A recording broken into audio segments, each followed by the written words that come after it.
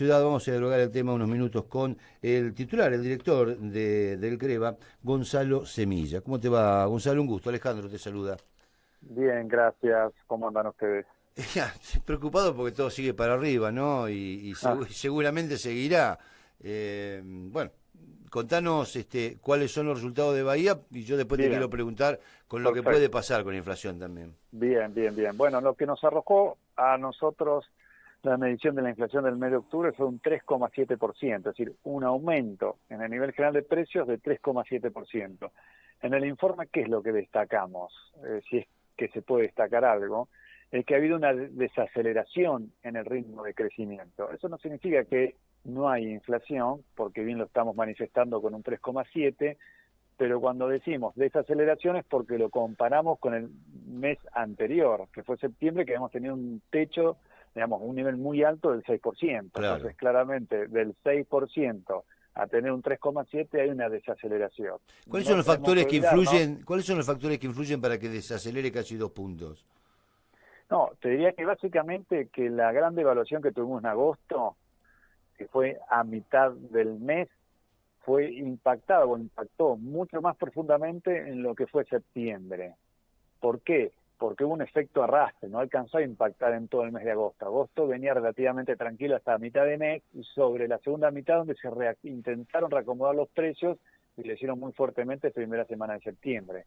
Cuando llegamos a octubre, ya el efecto arrastre que se llama no es tan grande y la devaluación impactó de lleno en el mes siguiente. Es Claro, prácticamente similar a lo que pasó el año pasado. Fines de agosto del año pasado tuvimos una devaluación prácticamente en magnitud idéntica a la de este año, pero fue el último día hábil de agosto y terminó impactando fuerte en octubre, que tuvimos un 6%. Vos fíjate que ante devaluaciones de magnitud de un año al otro, nos encontramos posteriormente con índices de 6%. Entonces son indicadores, digamos, graves, son enormes, son por donde lo mires, no hay forma de justificar de ningún lado, pero bueno, en octubre hubo una desaceleración. está bien. Eso nos lleva a decir que el acumulado es casi un 42%, acumulado siempre es los 10 meses transcurridos de este año, y cuando hablamos de la interanual, hablamos desde noviembre del año pasado a octubre de este año, son 12 meses, un 48,5. Altísimo. Cuando nosotros hablamos hace un mes atrás, el interanual nos daba arriba del 50 y ahora abajo del 50. Eso es porque hubo una desaceleración en octubre de este año 3,7 y octubre del año pasado fue 6. Es Ajá, importante entender esa diferencia. ¿Por qué bajó la interanual? Porque el año pasado tuvimos 6%. bien.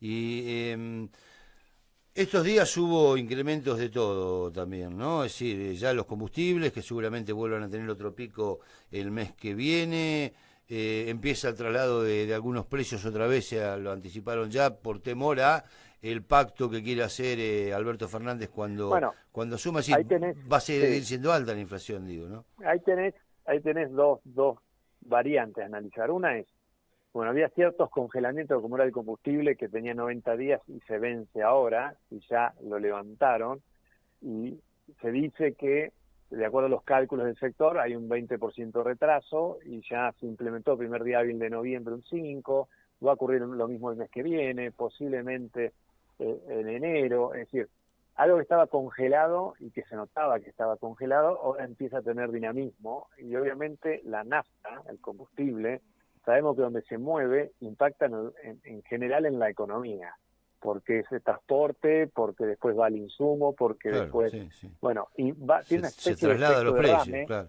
claro, tiene un efecto derrame, y la otra también tenés que las prepagas también ya tienen un acuerdo de ajuste, si bien esto ya estaba pactado, es el último ajuste del 10% en las empleadas domésticas, ya estaba pactado que ocurra de esa forma, no es que nos estamos enterando, pero empieza a haber una especie de revuelo que obviamente el dólar está quieto, porque como nadie puede comprar, porque no hay dinamismo en el dólar oficial, entonces podríamos quedarnos tranquilos que no va a impactar en precios, pero empieza a impactar el resto. Ujú. Entonces, el 3,7 que nosotros medimos el mes pasado, yo me animaría a decir que difícilmente se encuentre por debajo, que esa desaceleración siga ocurriendo. Ajá, Me animaría a decir que se va a mantener o hasta incluso podría aumentar un poco, en función de esto que estamos hablando.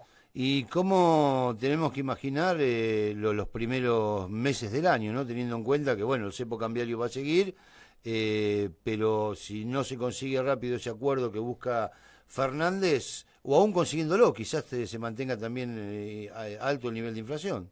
Bueno, viste, yo te dije recién, hay dos variantes. Una era esta, los congelamientos. La otra es, ante un potencial acuerdo, cuando uno anuncia algo demasiado, digamos, tan abiertamente, Claro, todo eso, los sí. empresarios, ni lerdos ni perezosos, y con cierto justificativo, porque conocen la Argentina, se adelantan a una potencial medida y aumentan.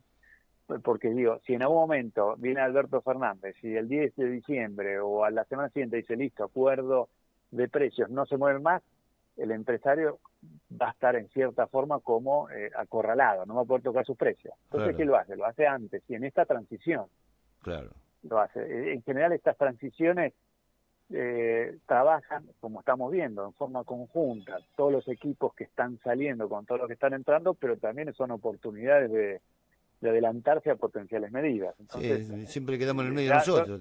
claro, yo ya había escuchado que el sector electrodoméstico ya tenía listas de precios nuevas entre un 15 y un 20% porque se está adelantando. Sí, De todas formas, ese aumento que uno no lo percibe demasiado, porque no necesariamente todo el mundo está corriendo a comprar electrodomésticos, con esto del Cyber Monday, del Black Friday, de lo que fue Walmart, digamos, eso es lo que sostiene mínimamente, digamos, el consumo. se Si entiende. no hubiera eso, yo creo que el consumo sería mucho más restrictivo. Entonces, Bien. por eso ese pacto social o los empresarios, fíjate, estaba yo leyendo recién que la Cámara Argentina de Comercio, digamos, las pymes más grandes, ya están queriendo acercar propuestas para cuando asuma el nuevo gobierno. Sí, y Tiene que muchos ser. están pidiendo que no aumente, que no haga control de precios. Bueno, en realidad, por lo que yo leí es, bueno, a ver, supermercadistas y comercios pymes ya tienen un plan, una propuesta que está bien, listo, asumimos no aumentar precios, no aumente salarios, porque ya se está viendo que aumentar salarios complejos, sobre todo en el sector privado, porque el sector privado, como lo vemos, está al borde de la desaparición, por decirlo de alguna forma, están apenas con un pulso muy sensible. Exigirle al sector privado que aumente salarios cuando no tienen ventas es imposible. Claro. Y el sector público sería el único que podría hacerlo generando con la maquinita, digamos, financiándose con déficit fiscal, es el único que podría aumentar. Entonces ya están diciendo, bueno, no me aumente demasiado salario, no aumentamos precios, pero sí prorrogar la quita del IVA que lo teníamos en esos 13 productos, mantenerlo así, digamos, bajame ingresos brutos, lo que es el cobro por tarjetas de crédito y débito, en vez de 10, 15, 20 días, reducímelo, bajame tasas, Claro. el ahora 12, 13, el 6, el 18, manténemelo en el tiempo.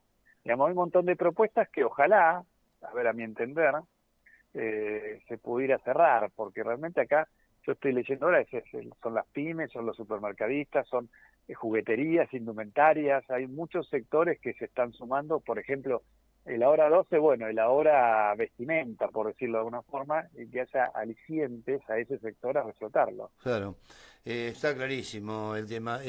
La última, Sí, escuché alguna declaración de Melconian diciendo que va a ser imposible levantar el cepo más allá de lo que pretenda hacer Fernández. Eh, sí, ¿Cómo es esta historia? porque, Y que se mantenga el cepo, ¿quiere decir que el dólar va a seguir tranquilo o igual puede haber modificaciones?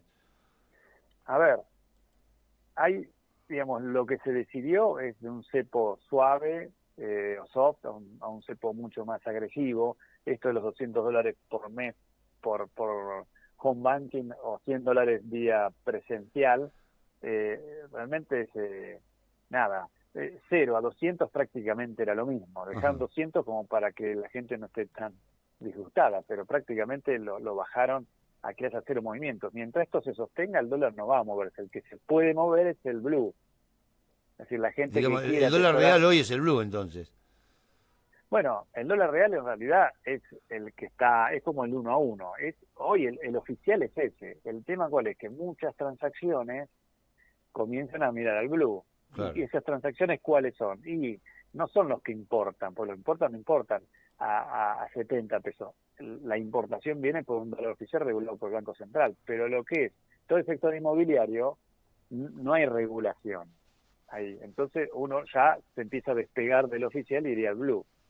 Entonces, en realidad, si una casa sale $100.000, no lo vas a multiplicar por 63. Lo tenemos que multiplicar por 65, claro, el valor o del más, blue. o por más, lo que sea claro. el blue en ese momento. Claro. Entonces empieza a haber un desfasaje. Pero el cepo va a ser complicado levantarlo porque donde lo levantás, corres el alto riesgo de que bajando las tasas de la LELIQ se vaya todo ese caudal al dólar, y ahí sí tenemos otro problema.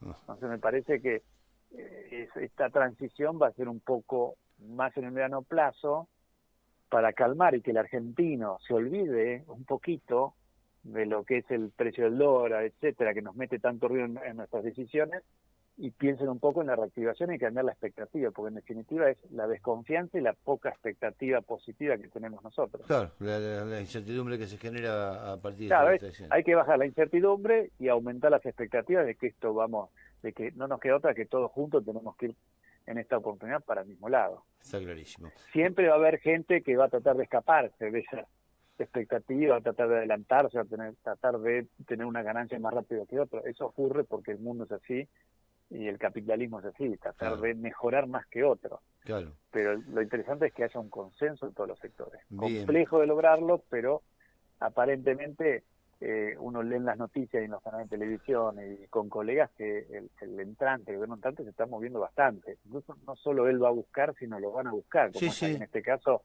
la Cámara Argentina de Comercio va y le presenta, la Unión Estatal va y le presenta propuestas. Están todos presentando sus propuestas. Eso no y en esta propuesta trata de levantar su sector, pero también hay cierta consideración al resto de la economía. Claro, claro. Bueno, Gonzalo, como siempre es un gusto hablar con vos y desahogarnos un poco de todo esto. Gracias, y un abrazo. No, por favor, un abrazo a todos ustedes. Adiós. Hasta luego. Así pasa.